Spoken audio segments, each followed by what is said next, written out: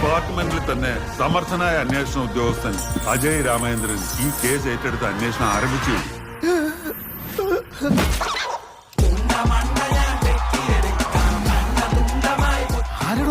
അമ്പലക്കുളത്തിൽ ഹലാൽ ചിക്കന്റെ കുടലിട്ട് മീൻ പിടിച്ച് വർഗീയ കലാപം ഉണ്ടാക്കി.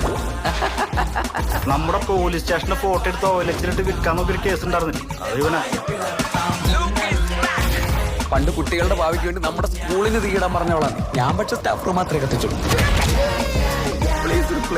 എന്നെ വേണ്ടാത്തോളം എനിക്കും വേണ്ട.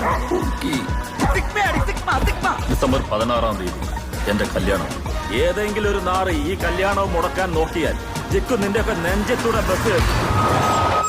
നാട്ടിൽ ഭീതി പരത്തിയ സീരിയൽ കില്ലറെ ജീവനോടെയോ അല്ലാതെയോ പിടിച്ചു നൽകുന്നവർക്ക് 10 ലക്ഷം രൂപ പാരിതോഷികം പ്രഖ്യാപിക്കുകയാണ്.